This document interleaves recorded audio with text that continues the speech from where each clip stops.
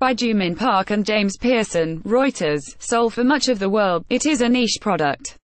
In North Korea, where winter temperatures are frigid and which cannot produce enough cotton or wool for clothing, the synthetic fiber developed after nylon was glorified as a revolutionary invention.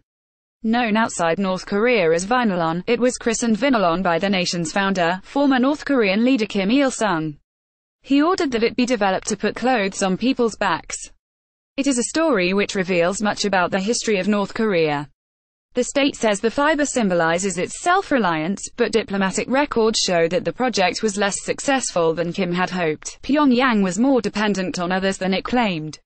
The North Korean government does not provide foreign media with a point of contact in Pyongyang, and the country's delegation to the UN did not respond to a request for comment.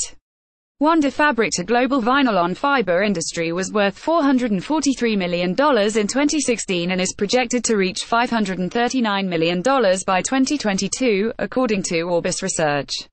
Swedish outdoor clothing company Fjallraven uses a form of Vinylon F from Japan, in products including the Kanken backpack.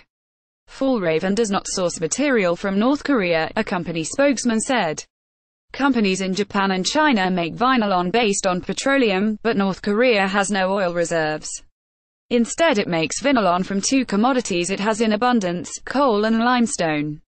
The process starts with workers mining anthracite and breaking limestones. Vinylon dates back to 1939, 2 years after DuPont of the US introduced nylons, and with it affordable stockings, American glamour and movie stars. At the time, North Korea was part of Japan and nylon was undercutting Japanese silk and cotton exports. A Korean scientist was on the team at Kyoto University that developed an alternative fiber. His name was Ri Sung-gi. Ri's invention starts out as hard, white crystals that look like sea salt. However, once drawn out and spun into a thread, it acquires a texture like cotton. It is stiff and hard to dye, but strong. It was promising, but 2 wars interrupted Ri's efforts to develop his fabric. In 1948, after World War II, North Korea became a communist state. The North Koreans invaded the South, and in the ensuing 3 years, the US bombed Pyongyang. About 2.5 million soldiers and civilians died on both sides, according to the South Korean Ministry of Defense. In 1953, the Korean War paused with a truce.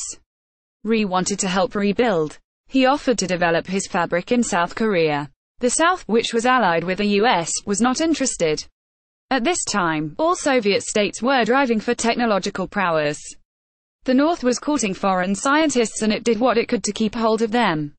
Ri defected. North Korea likened him to Marie Curie, the French chemist who developed the theory of radioactivity, to bore a hole into the heart of US imperialism. I have been peering through microscopes and shaking my test tubes with determination, Ri Sung-gi wrote in his memoirs.